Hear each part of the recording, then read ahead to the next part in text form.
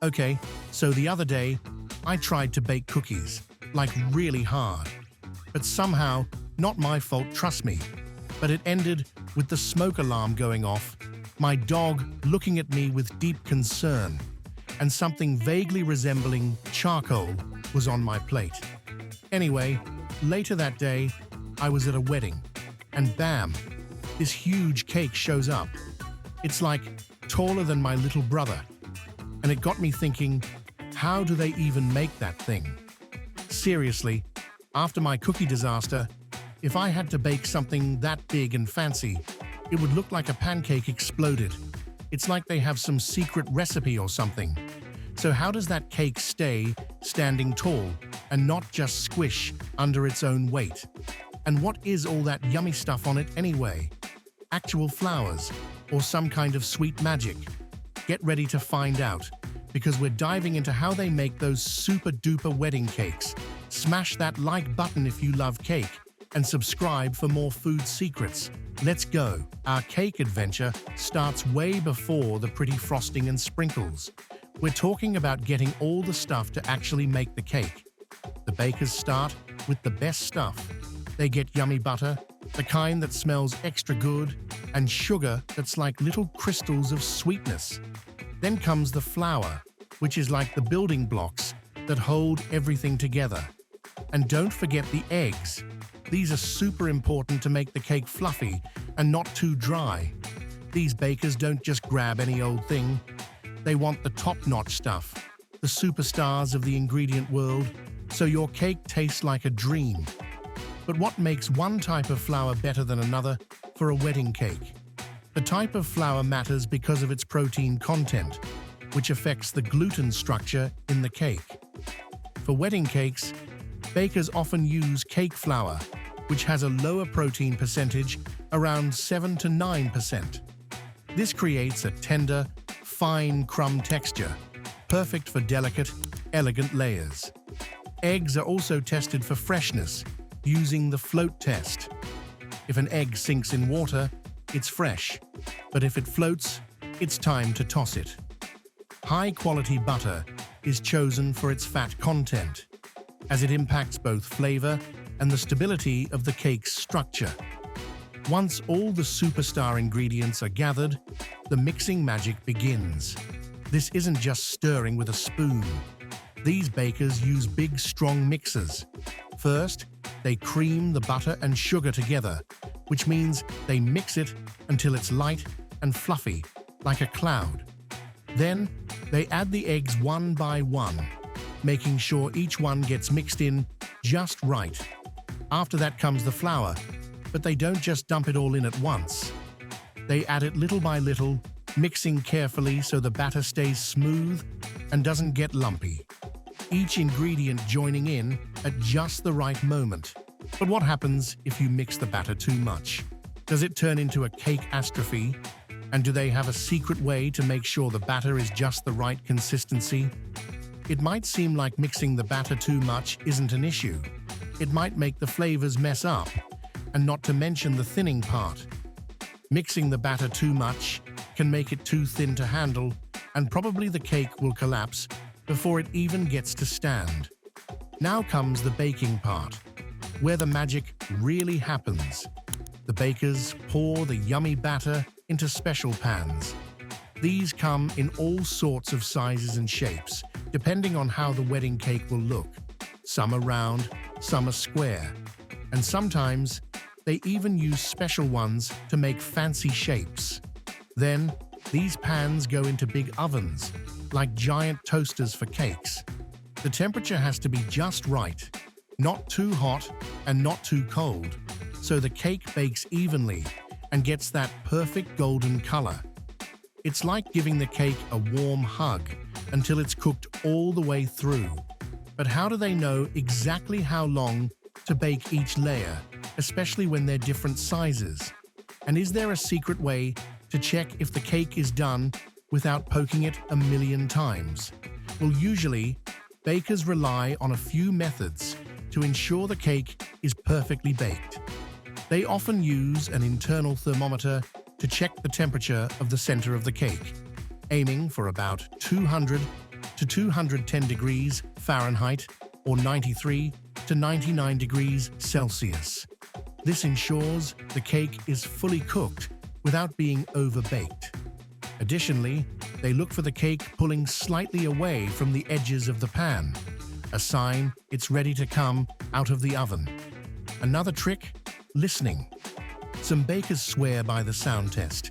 If you hear a slight bubbling, it means there's still moisture inside and the cake needs a few more minutes. Now get this. You might think baking a cake and building a skyscraper have nothing in common, right? But think about it. Both need strong foundations to stand tall. What if I told you the way bakers ensure a wedding cake doesn't collapse shares some surprising similarities with how engineers design buildings to withstand earthquakes? Or that the careful layering in a cake mirrors the way they put together the different floors of a huge building? And wait until you hear why knowing about different types of frosting is almost like knowing about different kinds of paint for a masterpiece. Stick around. You might be surprised by what we find out. Now, while the cake layers are cooling down, the bakers get started on the yummy fillings. This is where they add extra flavor and make the cake even more special. They might make a sweet buttercream, which is like whipped butter and sugar, or a fruity jam, like squished up berries. Sometimes they even add chocolate ganache, which is like super rich melted chocolate. They spread these fillings between the cake layers, making delicious stacks of flavor. It's like creating tasty little sandwiches, but with cake instead of bread. But how do they make sure the filling stays inside the cake and doesn't squish out the sides? And do they have any secret flavor combinations that are extra yummy?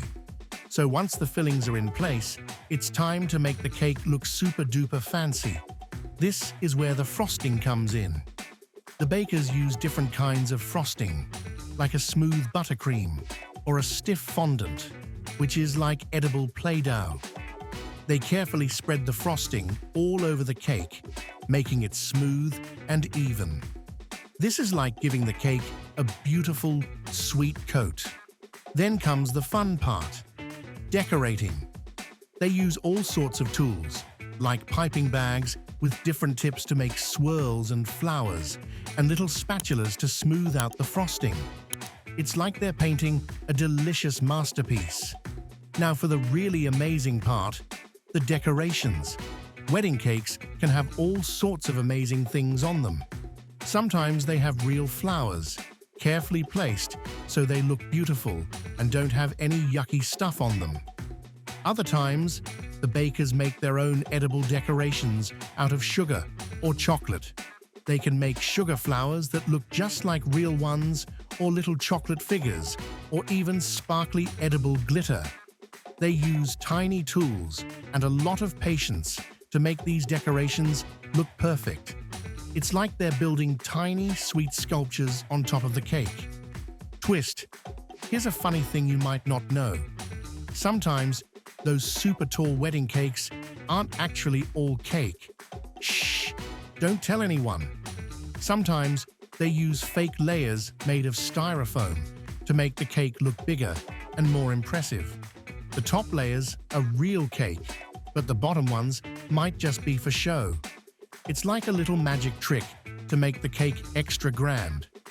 Imagine going to cut the cake and finding out it's secretly a lightweight champion. Now, getting the finished cake to the wedding is a super important job. These cakes are delicate and heavy, so they have to be transported very carefully. The bakers put the cake in a strong box and make sure it's secure so it doesn't slide around. Sometimes, for really big cakes, they have to take them apart into pieces and then put them back together at the wedding venue. It's like a puzzle made of cake. They drive super slowly and carefully, like they're carrying precious treasure, to make sure the cake arrives in perfect condition, ready to wow everyone. But what happens if there's a sudden stop? Do they have super cake seatbelts?